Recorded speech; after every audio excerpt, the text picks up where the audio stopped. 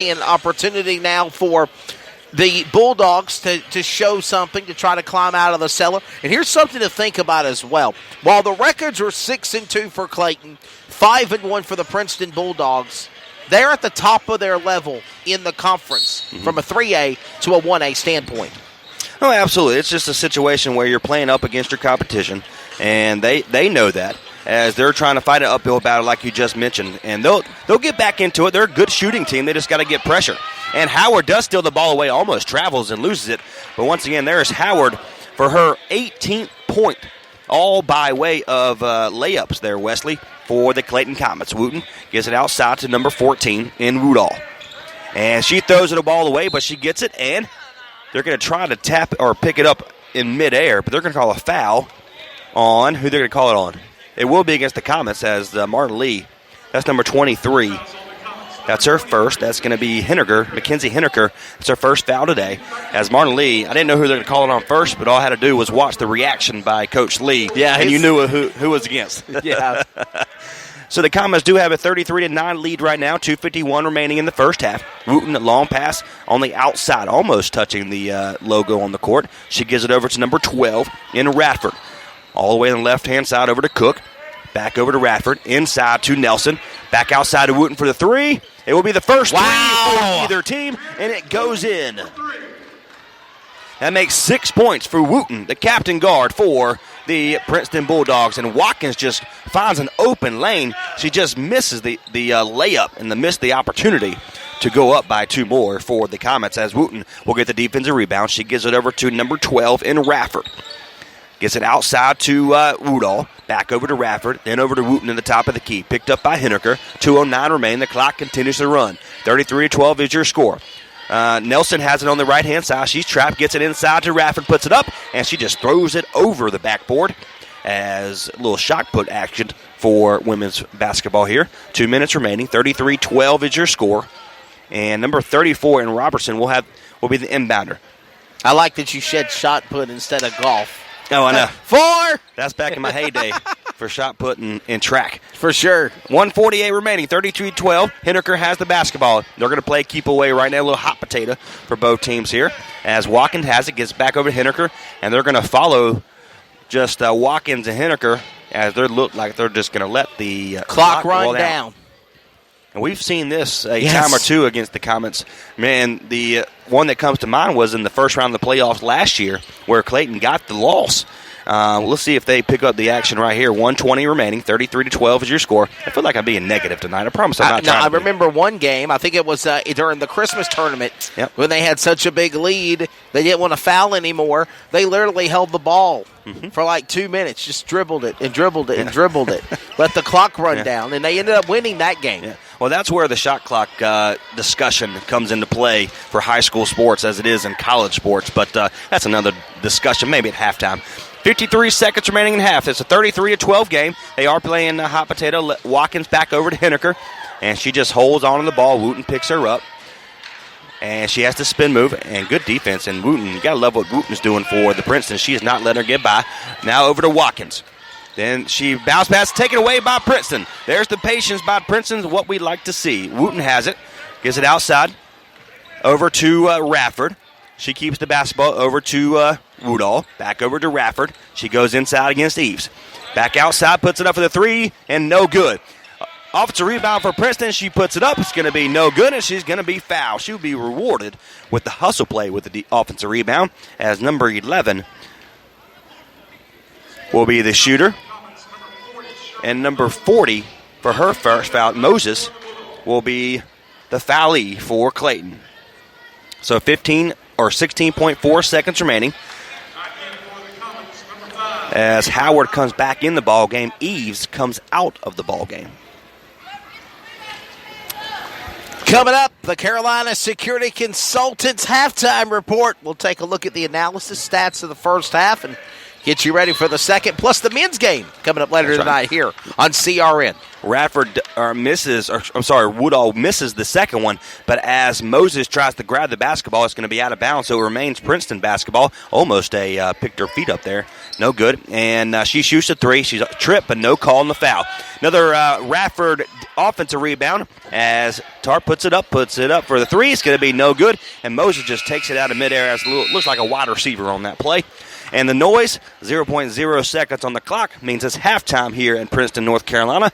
33 for the Comets of Clayton and 12 for the Princeton Bulldogs. 33-12 at the half. They'll take a quick little breather for about 10 minutes. They'll take a moment to pause, reflect, reset, insight, and come back for the second half of action. Right now, Comets 6-2 on the road, looking for, of course, their fourth away win this year. Quick statistic, 3-1 at home, 3-1 away. They're batting 50 or 500%. Their only loss, again, was to Garner on the road and at home back in November. Well, it's good to see that the Comets are not letting those two losses against a powerhouse. Back in the day when we went to Clayton, Wesley, they were the powerhouse of our territory. For sure. And so they kind of lost a little lackluster over the years, but they're back in action. And as both men's and women's teams, and back in our day for football, we didn't beat them for 100 years, it seems like, and they finally got the win about 2 years ago for the football program. But it's good to see Coach Marlon Lee get this team back up and going, as right now the improvements from that game is starting to show.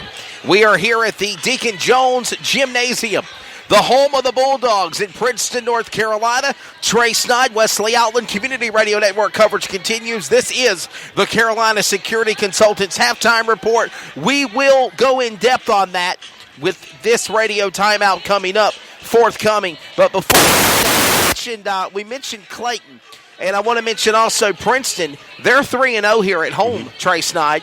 They're 2-1 on the road, and their most recent loss.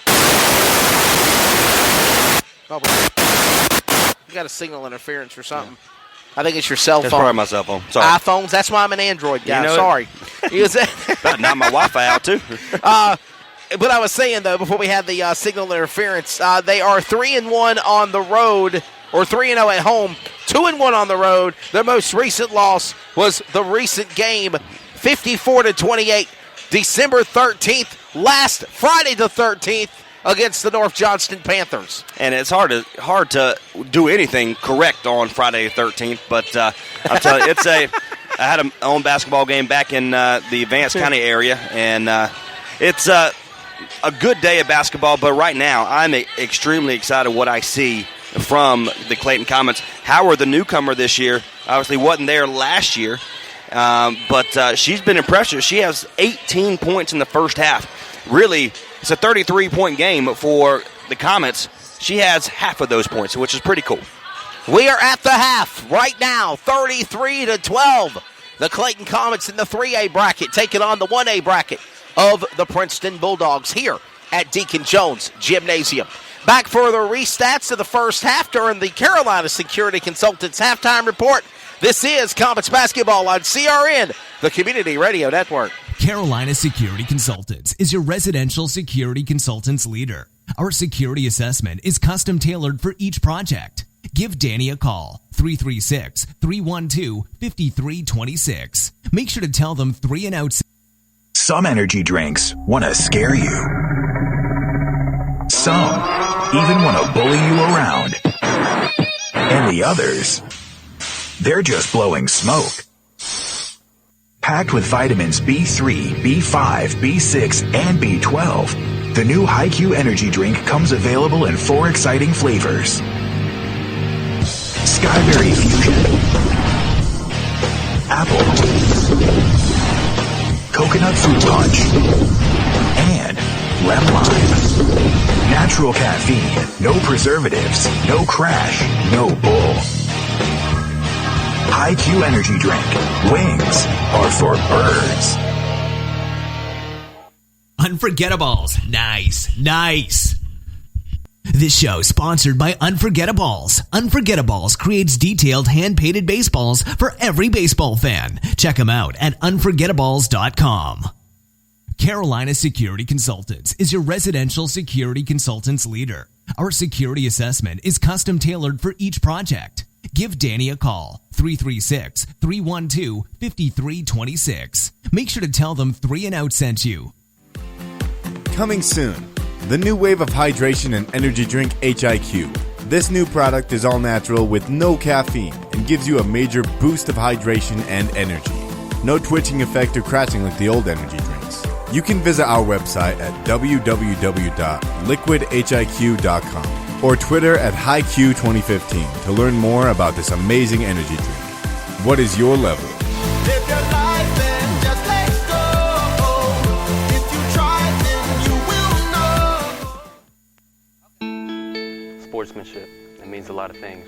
It means showing respect for the opposing team. And being a good host for our visitors. It's about modeling good behavior and not getting caught up in the emotion of the moment. It's about winning with humility. Losing with dignity. It is about making my high school games. It's a good memory that I can enjoy for years to come. Mr. Official. Mom.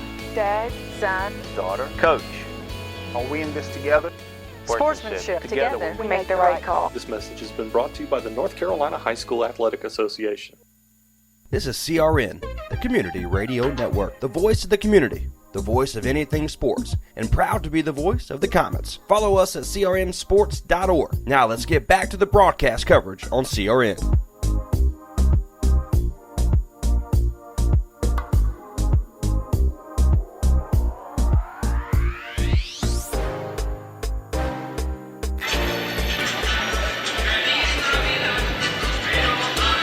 And a Feliz Navidad, Merry Christmas to everybody out there tuning into our coverage. Community Radio Network rolls on. It is the Carolina Security Consultants halftime report. Trey Snide, Wesley Outlet along here with you. We got about 4 minutes until the second half of action.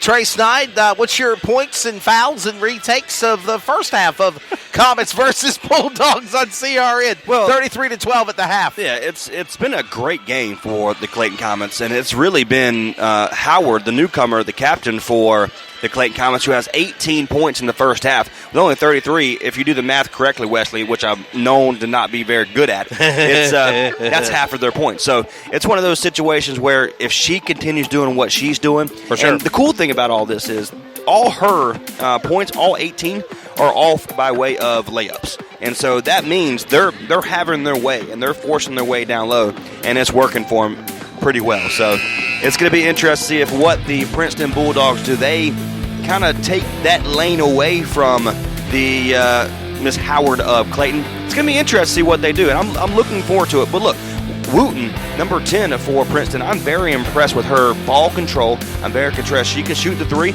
She made the only three-pointer for both teams here in the first half. So it's going to be interesting to see if she can get back on track for the Princeton Bulldogs. Like you mentioned, the Bulldogs do come in at a 5-1 overall record. They are 0-0 in the conference, so it's going to be interesting to see what they do. But it looks like what your stats say is NC in North Carolina ranked number 45th, which is pretty cool. So I'm going to be excited to see what I see or what we see out of Princeton here in the second half. It is a 33-12 game. There's about 2:11 remaining in the second half. We don't even see Princeton on the court yet, as the Clayton Comets are out here shooting the basketball, which they didn't have to do much shooting in the first half. That's right. It was all by way of either the free throw line or layups.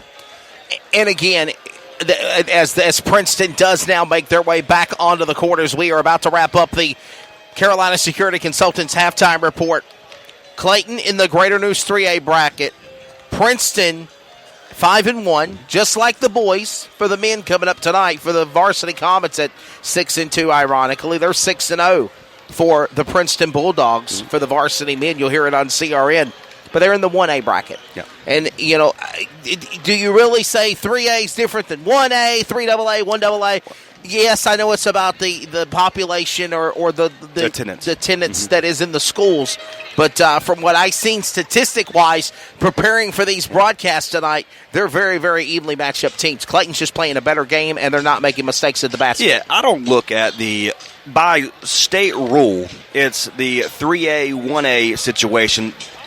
They don't always play together. With 7 programs back in my neck of the woods for 5 high schools and 1 college. For the 5 high school, they range from the 1A, 2A, even into the 3A program, nationally ranked. So it's going to be, or the 2A division. And a lot of times what they do, our public schools won't play into the the independent schools because of that reason. Again, these are both public schools, so you see this more often. As, like, say, for example, two high schools back so close together, one's a 3A, one's a 1A, they still play because it's a rivalry game. And with them being in Johnston County, it's hard not to play them anyway.